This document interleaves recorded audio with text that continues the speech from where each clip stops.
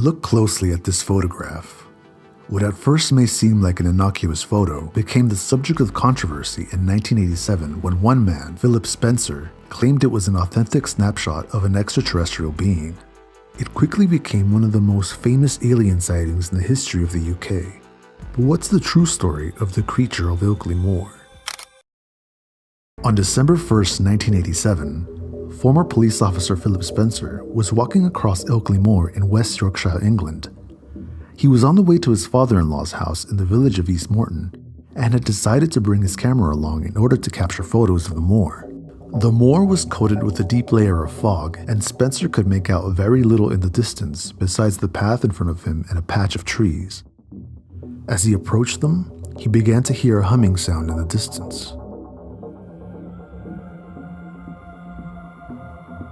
He continued down the path, attributing the sound to nothing more than an airplane that wasn't visible due to the cloud coverage.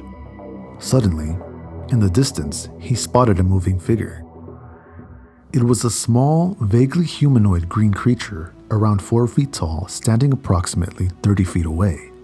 Spencer snapped a photo of the creature and it raised its arm as if waving him away, before running down the trail and disappearing into the fog.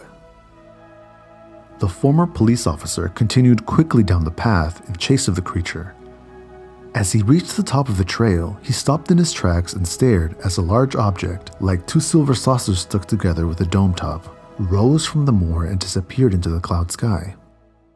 Shocked by what he had witnessed, he decided to cancel his plan to visit his father-in-law and instead walked to the nearest village. On the way, he noticed that his compass was broken and pointed south instead of north. When he arrived at the village, he glanced at the church clock and was shocked that it read 10 a.m., when it should have been no later than 8 a.m. He had 2 hours of missing time.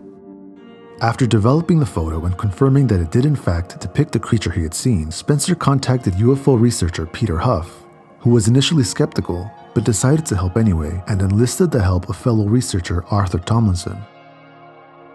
Huff sent the photo to a Kodak laboratory for further analysis, and they concluded that the figure in the photo was definitely there when the photo was taken. That is to say, it wasn't a superimposed image. It was also analyzed by a wildlife expert, who said it didn't resemble any known animal in the area. This photograph shows Arthur Tomlinson standing in the exact spot where the creature was spotted, which helped establish the height of the figure. To this day, the former officer stands by his story.